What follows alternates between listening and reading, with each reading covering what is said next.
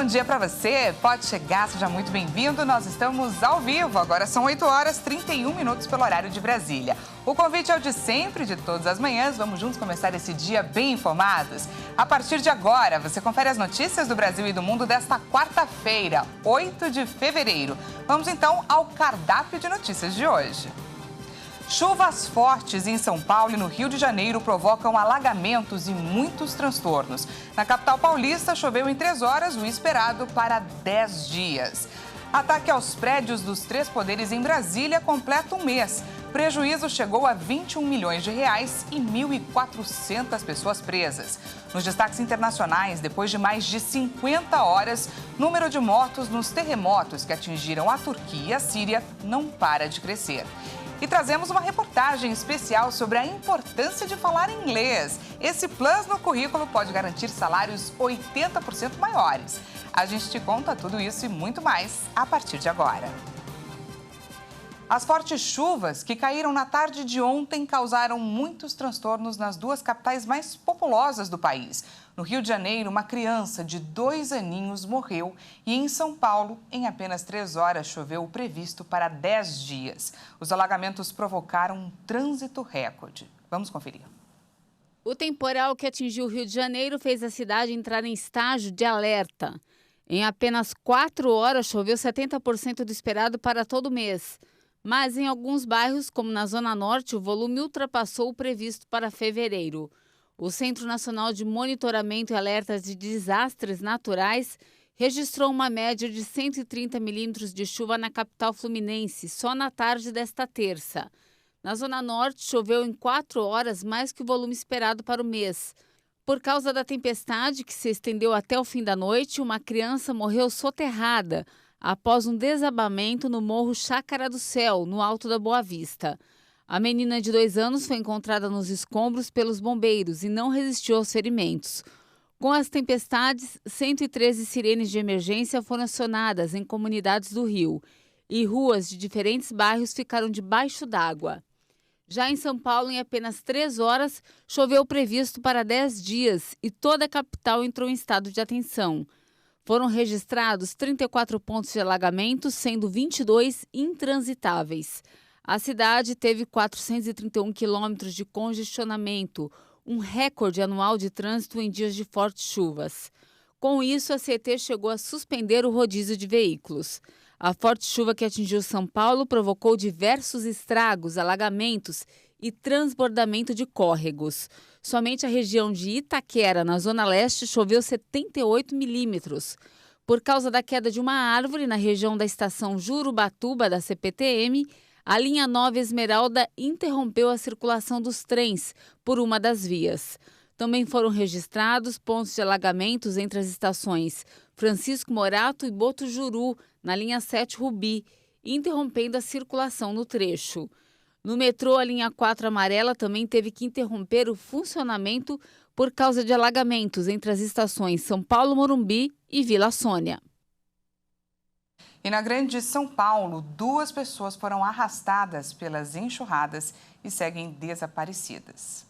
A gente atualiza agora a previsão do tempo para essa quarta-feira. A expectativa é de que esses fortes temporais que causaram tantos estragos não se repitam mais nessa semana. As chuvas devem continuar ao longo de todo o mês de fevereiro, mas em um volume bem menor do que o registrado nessa terça-feira. Vamos então conferir como fica o tempo hoje em algumas capitais.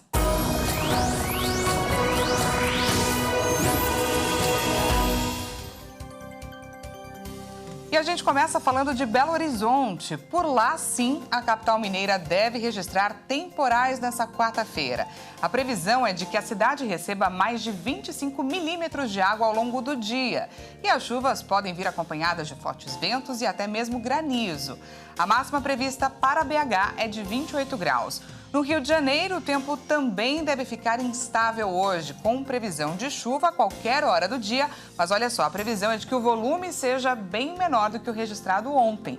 A máxima prevista para a capital fluminense é de 29 graus. E para finalizar, a gente fala aqui de São Paulo. Vamos juntos conferir como está o tempo nesse momento aqui na região central da cidade.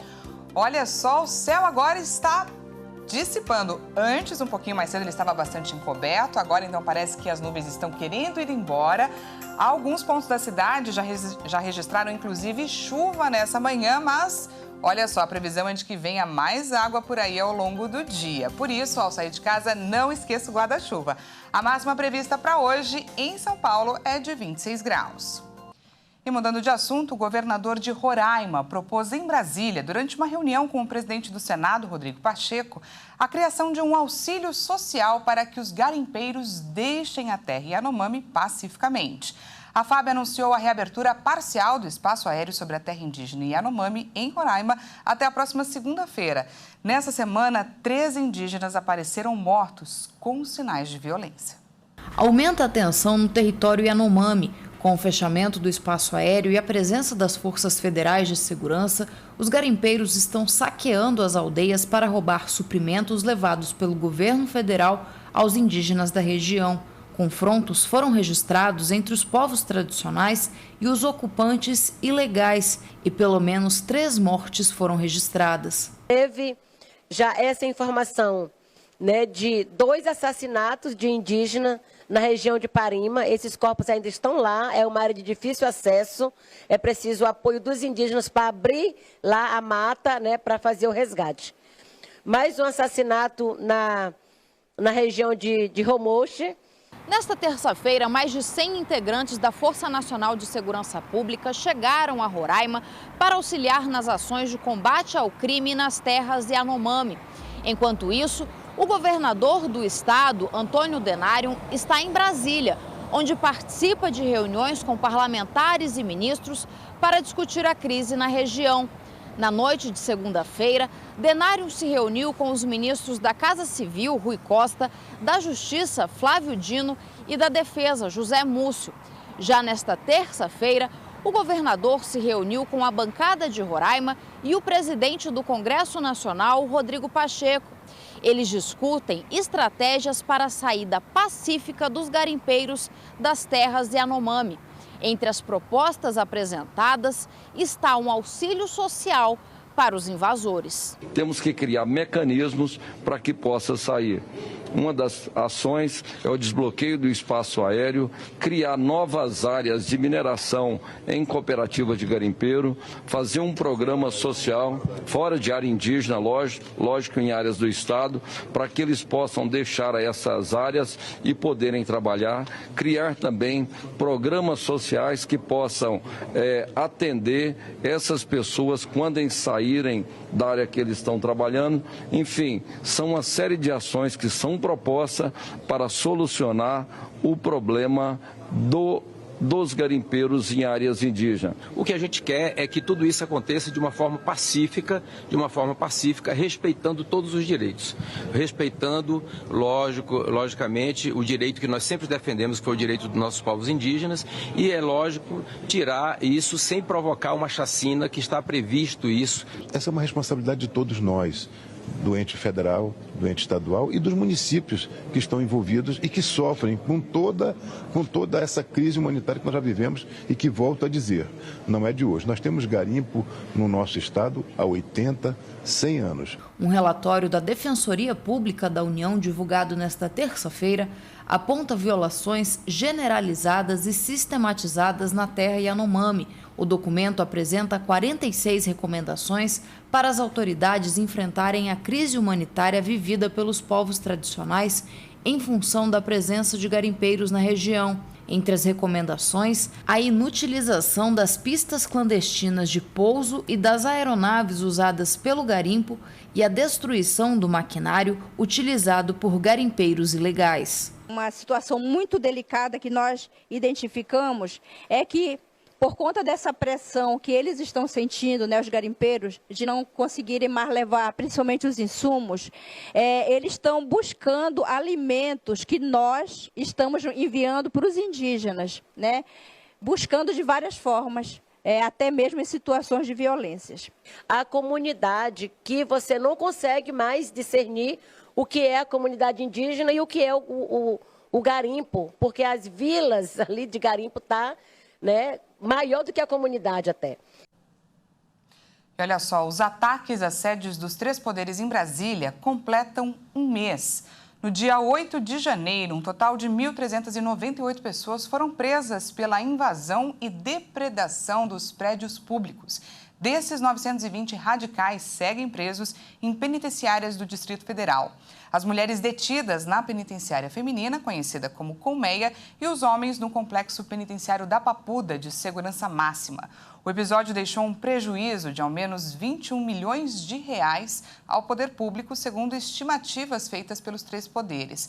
Somente os danos calculados nas obras de arte chegam a quase 13 milhões de reais e ainda há obras de arte desaparecidas. O Instituto do Patrimônio Histórico e Artístico Nacional ainda não concluiu o trabalho de vistoria em todos os prédios. E o novo preço do diesel vendido para as distribuidoras passa a valer nesta quarta-feira. A Petrobras anunciou uma redução de quase 9% no valor por litro. O preço médio do litro do diesel A vendido às distribuidoras vai ser reduzido em 40 centavos. O anúncio foi feito pela Petrobras e começa a ser aplicado a partir de quarta-feira nas refinarias. De acordo com a estatal, o valor do litro do combustível passa de R$ 4,50 para R$ 4,10 por litro. A petroleira destacou ainda que, considerando a mistura obrigatória de 90% de diesel a 10% de biodiesel para a composição do diesel comercializado nos postos, a parcela da Petrobras no preço ao consumidor deve ser em média de R$ 3,69 a cada litro vendido na bomba.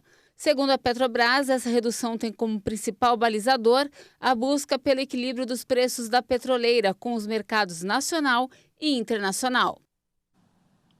E veja a seguir, depois de mais de 50 horas, o número de mortos nos terremotos que atingiram a Turquia e a Síria não para de crescer.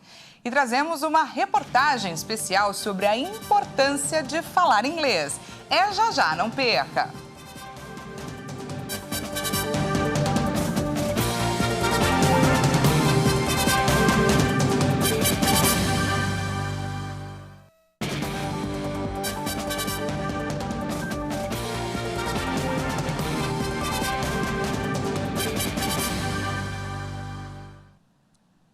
Seja bem-vindo mais uma vez, estamos de volta ao vivo, agora 8 horas e 46 minutos pelo horário de Brasília. Trazemos agora os destaques internacionais. Após mais de 50 horas, o número de mortos pelos terremotos que atingiram a Turquia e a Síria na madrugada de segunda-feira não para de crescer. Até o momento, autoridades contabilizam mais de 11 mil vítimas. Vamos conferir. As equipes de resgate na Turquia e no norte da Síria trabalham dia e noite em busca de sobreviventes. É uma luta contra o tempo e contra o frio. Encontrar sobreviventes entre os escombros é uma tarefa complexa e arriscada. A ajuda internacional deve começar a chegar às zonas afetadas pelo terremoto e por seus tremores secundários. O presidente turco Recep Erdogan decretou estado de emergência por 3 meses nas 10 províncias do sudeste atingidas. Com base nos mapas da região afetada, Adelhid Marchan, dirigente da Organização Mundial da Saúde, afirmou que 23 milhões de pessoas estão expostas às consequências do terremoto, incluindo 5 milhões de pessoas vulneráveis. E no Peru, milhares de pessoas seguem desabrigadas no sul do país após fortes temporais atingirem várias áreas e provocarem alagamentos e deslizamentos. De acordo com a Defesa Civil, pelo menos 15 pessoas morreram, mais de 20 ficaram feridas e 2 ainda estão desaparecidas. A presidente do país em exercício, Dina Boluarte, sobrevoou as regiões atingidas. Os desabrigados são contados aos milhares no departamento de Arequipa. A região mais atingida foi o distrito Nicolás Valcarcel, onde 4 cidades próximas ao Rio Grande sofreram com a destruição. O governo regional reconheceu que um relatório da Defesa Civil levanta temores de que o saldo de vítimas seja maior. Autoridades locais destacaram a atividade de mineração nas colinas que cercam essas cidades, com trabalhadores escavando em túneis, levantando a possibilidade de pessoas terem ficado presas ao executar a tarefa. As autoridades de Arequipa solicitaram ao governo central de Lima que declarasse estado de emergência devido a um desastre natural. E o presidente dos Estados Unidos, Joe Biden, esteve no Congresso nesta terça-feira e convocou os republicanos e os democratas a trabalharem juntos para que a democracia do país continue inabalável. O encontro faz parte de uma espécie de prestação de contas, onde o presidente traz um balanço anual sobre o governo e tenta ali conquistar adeptos para uma possível reeleição. Vamos ver. Aos meus amigos republicanos, se pudemos trabalhar juntos no último Congresso, não há razão para não trabalharmos juntos e encontrarmos consensos e coisas importantes também nesse Congresso. Pessoal, acho que o povo nos mandou uma mensagem clara. Lutar por lutar, poder pelo poder, conflito pelo conflito, não nos leva a lugar nenhum.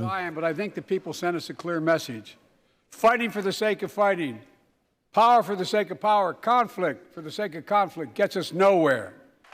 Biden, de 80 anos e que pretende disputar a reeleição em 2024, insistiu na proposta de recuperar a alma da nação, a espinha dorsal dos Estados Unidos, a classe média, a união do país. O presidente destacou que há 2 anos os Estados Unidos lutavam contra a pandemia, mas criou um recorde de 12 milhões de novos empregos e a taxa de desemprego é a mais baixa dos últimos 50 anos. A Marinha dos Estados Unidos recuperou os restos do balão chinês que sobrevoava o território americano e que foi abatido pela Força Aérea do país no final de semana. O aparato, que foi descrito pela China como um aparelho de pesquisas meteorológicas, possuía mais de 60 metros de altura e a largura equivalente a 3 ônibus. Os destroços estavam na costa de Myrtle Beach, na Carolina do Sul, no Oceano Atlântico. Um avião de combate americano derrubou no último sábado o balão. O governo americano suspeita que o equipamento seja para espionagem. Uma embarcação da Marinha inspeciona a área onde caíram os restos do balão, que tinha cerca de 60 metros de altura e transportava uma espécie de cesta de mais de 1 tonelada. Os Estados Unidos não têm intenção ou planos de devolver os restos às autoridades chinesas. O governo da Colômbia e os prefeitos das principais cidades do país ofereceram dinheiro à população em troca da entrega de pistolas e fuzis, em meio a uma campanha nacional de desarmamento anunciada pelo Ministério do Interior. Uma campanha nacional de desarmamento foi anunciada pelo Ministério do Interior ao final de um conselho de segurança com representantes do governo, comandantes militares e os prefeitos de Bogotá, Medellín, Cali, Barranquilla e Cartagena. Uma campanha de desarme. A ideia é desarmar. Uma campanha de desarmamento. A ideia é desarmar os colombianos e ter uma estratégia conjunta que nos permita, como já apontamos na Lei de Ordem Pública, realizar campanhas em que fazemos ofertas de pagamentos, se necessário, para receber a entrega. Em las que hagamos ofertas, incluso se é necessário, de pago para receber a entrega. Segundo a organização Small Harvey Survey, em 2017 havia 4,9 milhões de armas de fogo nas mãos de civis na Colômbia e mais de 85% seriam ilegais. O objetivo da campanha, segundo o governo, é combater a criminalidade de rua e o crime organizado nos centros urbanos. Para isso, a medida vai se amparar na chamada Lei de Paz Total, aprovada em novembro pelo Congresso de maioria governista. Com a legislação, o presidente Gustavo Petro pretende atingir as gangues criminosas e negociar a paz com guerrilheiros, traficantes de drogas e grupos de origem paramilitar, para desmantelar o conflito armado de mais de meio século no país. Você fala inglês? Olha só, uma pesquisa de uma empresa de consultoria de empregos mostrou que pessoas que falam inglês fluentemente ganham salários consideravelmente maiores do que aqueles que não dominam o idioma. Para se ter uma ideia, a diferença pode chegar a mais de 80%. Essa notícia ganha ainda mais destaque quando lembramos que o Brasil é um dos países com níveis de fluência na língua inglesa mais baixos no mundo. Vamos conferir na reportagem especial da Bruna de Jaimo. Você fala inglês? Não falo, porém eu entendo pouca escrita. Não. Falo, hoje eu falo. Falo. Não falo. Não. Nem todo mundo sabe falar inglês, mas muitas empresas estão exigindo cada vez mais isso no currículo de seus funcionários. Uma língua que domina os negócios e facilita a comunicação entre países, mas que muita gente ainda tem dificuldade de aprender. A Embaixada e Consulados dos Estados Unidos no Brasil realizou uma pesquisa. Os dados foram coletados com mais de 160 mil pessoas, entre pais, alunos e professores. Quando questionados sobre quais as dificuldades, 50% responderam que a falta de exposição à língua pode ser determinante. Além disso, existem 2 pilares importantíssimos: o apoio familiar e a tecnologia. E os métodos também podem ser fatores determinantes. Mesmo assim, existem muitas escolas de idiomas com formas diferentes e criativas para ajudar no aprendizado da língua. E caso você não tenha como investir nisso no momento, o professor dá algumas dicas. Você deve colocar, primeiro de tudo, a configuração do seu celular, do seu e-mail em língua inglesa. Por quê? Você já está acostumado com aqueles símbolos, com aquelas caixinhas aonde clicar, e aí você vai, consequentemente, aprendendo, né? Outra forma também que você pode usar para extrapolar essa barreira da fluência é arriscar a leitura em inglês. Porque o nosso cérebro, o cérebro humano, ele está preparado com as regras gramaticais, seja qual língua. Mesmo seguindo essas dicas, quando puder investir, tem que ser prioridade. Afinal, de acordo com uma pesquisa divulgada pelo site de empregos Cato, feita há cerca de 1 ano, pessoas que falam inglês fluente possuem um salário 83% maior do que aqueles que não dominam o idioma.